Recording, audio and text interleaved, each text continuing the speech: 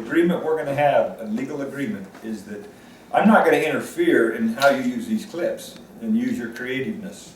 I won't. All I care about is the truth, that nothing's edited out, that my words are not changed, the meaning of my words are not changed to formulate a response that you want or anybody else wants out there. No, my response is my response.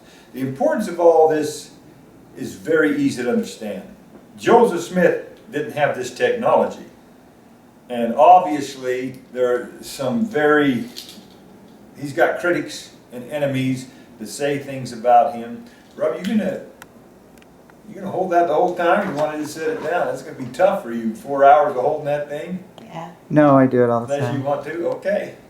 Anyway, so Joseph Smith's critics and enemies have written things about him and have contradicted him in things. Well, they should. Because there's many things about Joseph Smith's life and what he did that to a person who studies that history are very contradicting. And he didn't have a voice. He didn't have an opportunity to sit down and be transparent and talk about these things. But we do, and I do. And that's the importance of this. He once said, "No man knows my history." I want everybody to know my history because I don't care. I couldn't care less what people know about my life because I'll tell them the truth. And what they come up with after hearing my side of the story will always be their truth. It doesn't matter what I say. Those who don't want to believe that I tell the truth will always think that I'm lying. Now, a video is a cool thing because generally on a video you can watch a person's actions in their face and get a good sense about what they're like. I have no scripts. I tell the truth. I'll tell the truth about what happened and why I did the things that I did. But it's very important that a biography be written with objective tone. And like I said, I'm hoping that things that I talk about, people that I talk about in my past, that they would give Robbie an interview. I doubt they're going to, because they're afraid of the real truth. I know they are. They're afraid of how they will appear when giving their ideas and their perspective of what happened. But see, it doesn't matter what really happened. All that matters is the perspective of the person who's telling the story and the one who's hearing the story. The perspective of the one telling the story can be completely different than the one hearing the story. Because everybody's got their filters, they're going to take it however they want.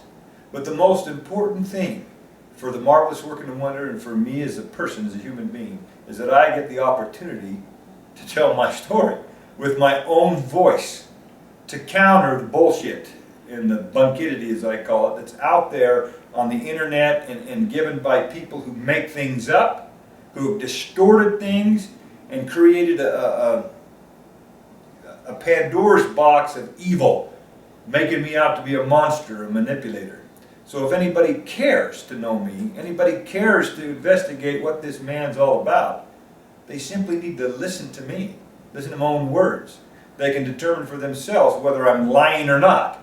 But at least I'm videotaped. And it's on videotape. And you guys won't be able to take something that I said and turn it into a subjective relation of an event in my past or an event in my life. However, I don't mind if there's some narrative that you put together, Robbie, that gives the other side of the story from their perspective. Because then a person can determine for him or herself who's telling the truth. That's what this is all about. Oh, can you imagine if Joseph Smith had this opportunity?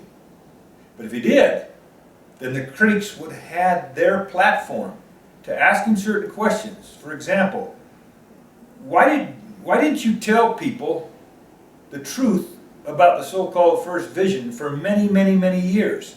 And you gave distorted stories about what happened to you when you were a teenager.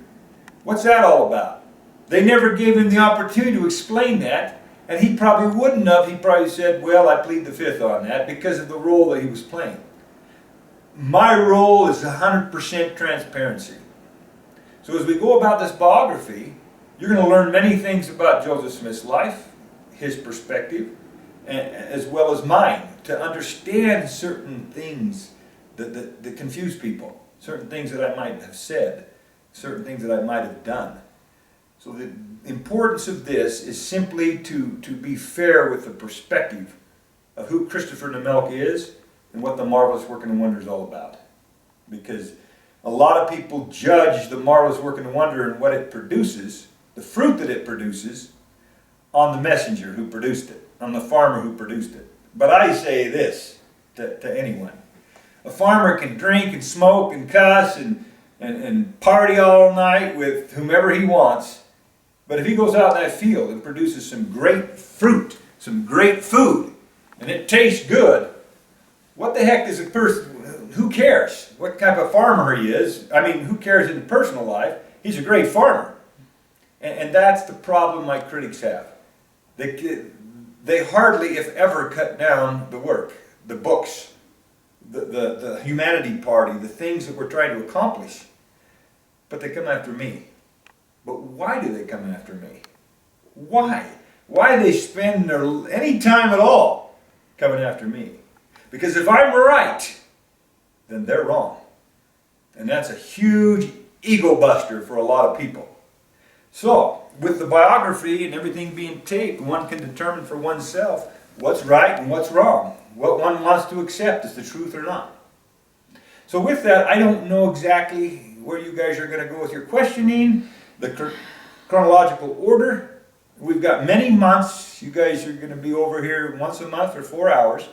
And Robbie, with his intense detailedness, he's going to be able to put things together, and then if I miss something or something doesn't quite make sense, you can come back the next time and tie it in.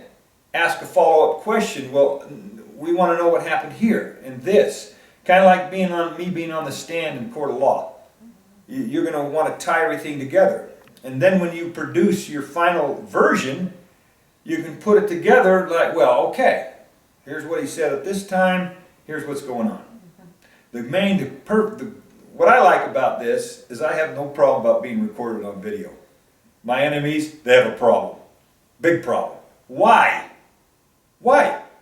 That's the first question that any sound, reasonable, honest person needs to ask themselves. Why is Christopher so transparent that he's willing to be taped about everything that he's done, anything that he said, yet his enemies won't be taped? Why? Well, I can't answer for people. All I can do is tell my side. So with that said, it's your guys' responsibility to get this stuff out of me. You see?